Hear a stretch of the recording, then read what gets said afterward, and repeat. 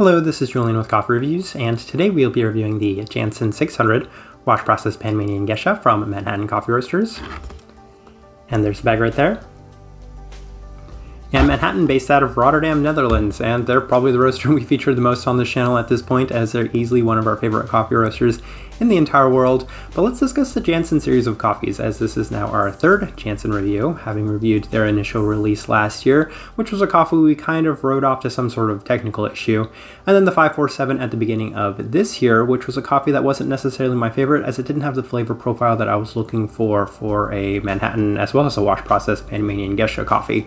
So we will see if the 600 is able to hit that mark, as I kind of assume I'm probably going to be reviewing all of these Janson series of coffees as long as Manhattan continues to release them.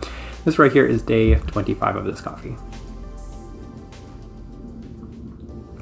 And recipe we went with for this one was our standard Manhattan recipe, 16:1 water to coffee ratio, brewed at 208 degrees Fahrenheit. Liked this one better through the Chemex. We'll get into why that was a little later, so that indicates a more medium grind. And Manhattan is a light European for the roast profile. And with that out of the way, let's go ahead and start discussing this coffee. Day 5, first impression, and right off the bat, it was a pretty positive first impression, as it had a lot more sweetness than we'd experienced from previous Jansons, as well as having a little bit less of the herbal florals from the other Jansons that we had also experienced. So in its place was a pretty slight sugar candy-like sweetness. The cup of coffee definitely improved as it had cooled down, so it was a pretty excellent first impression. Day 7, almost equally as good in the V60. So it did highlight the body a little bit more, and it had a slight bit less clarity. So, I mean, a 5 is a 5, I suppose, no matter how you rate it. So it would be on maybe the slightly lower side of that level 5 through the V60. Still a super clean cup of coffee, but you were losing a little bit of the strong candy sweetness from this cup of coffee in the V60. So there were pros and cons, as always, when comparing the V60 to the Chemex for a cup of coffee.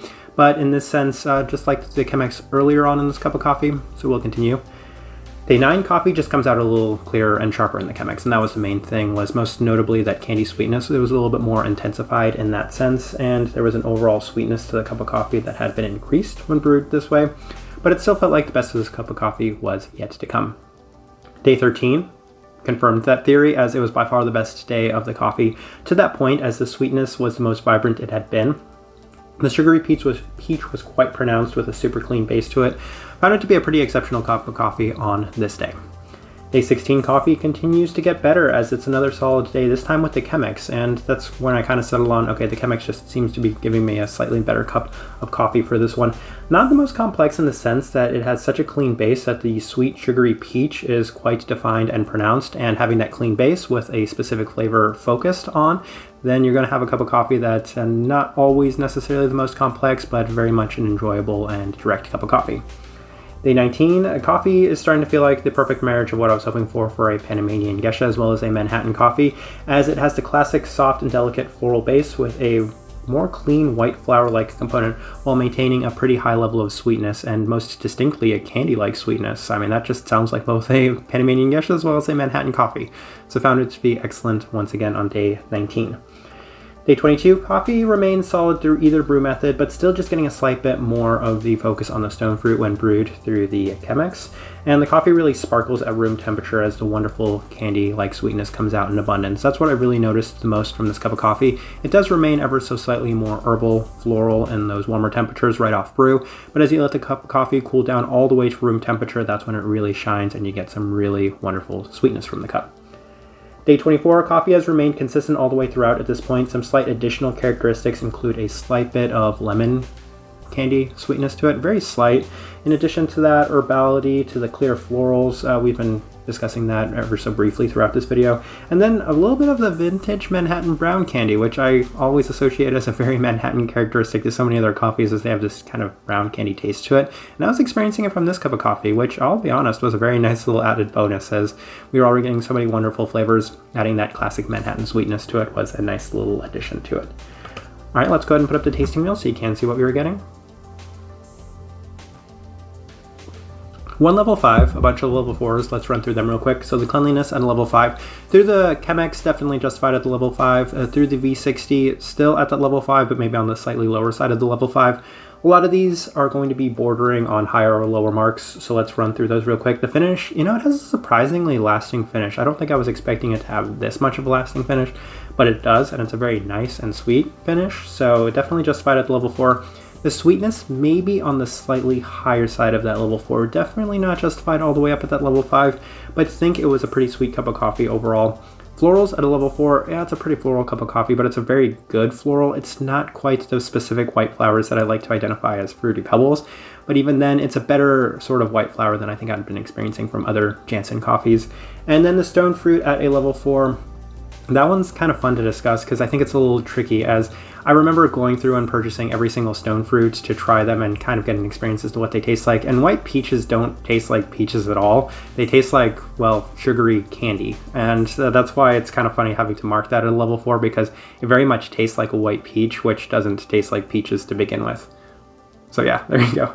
But a couple of other things worth noting. The citrus fruit we have at a level 2. I mentioned that there's a slight bit of this lemon candy to it. So yeah, I feel like that's there. Maybe not necessarily lemon candy, maybe some sort of lemon zest, but there's definitely a slight bit of citric components felt in this cup of coffee. The savoriness, we mentioned that the florals have an herbality to it. That's where the savoriness comes from. The acidity level 3, I think that's a little higher than I was expecting, but I was waffling back and forth between 2 and 3. I think it's just closer to the 3 than it is to 2. And then the caramel, we touched on that real quickly, as there's a slight bit of that vintage Manhattan candy sweetness to it, and that's why the caramel is at a level 2, and it's not the most pronounced thing, but I just wanted to note that as it's definitely present in this cup of coffee. All right, overall thoughts and impressions of this coffee. Definitely by far my favorite of the Janson coffees, and my favorite wash process Panamanian Geisha from Manhattan. And it's not even close. I feel like this kind of epitomized a lot of the best of both worlds. So that really wonderful Manhattan sweetness, as well as the super clean base that comes from those Panamanian Geishas. So this is what I was looking for, and I'm curious to see if maybe one of the other Jansons that they might release in the future might be better, but as of right now, this is a pretty good one for me. I think it's a pretty nice fit, and the type of person I would suggest this coffee to is very much in line with somebody like myself. So if you like that super clean base, those really pronounced white flavors, there's so many white flavors in this cup of coffee. White candy, white peach, white flowers, they're just in abundance, and it just comes off as a very clean, white flavor profiled sort of coffee. Very much forward, very sweet at the same time. So I mean, that just sounds like a perfect fit for me, and there's a slight outside chance that it could finish in our top 10. It's in the most brutal category. Panamanian coffees are the most competitive coffees for me, so I'm kind of hoping that maybe one of the other Jansons will be better, but this was a really, really good Janson for whatever that's worth. I think for the most part, I'll leave this review at that. If you've by chance had an opportunity to try this coffee, would love to know your thoughts and impressions of it as well, as I've honestly heard some kind of mixed reviews on this coffee. I really enjoyed it, so I mean, I'm curious to see if maybe somebody else maybe felt the other way about this one, but I still thought it was great. If you're enjoying the content, give this video a like, subscribe if you're not already subscribed.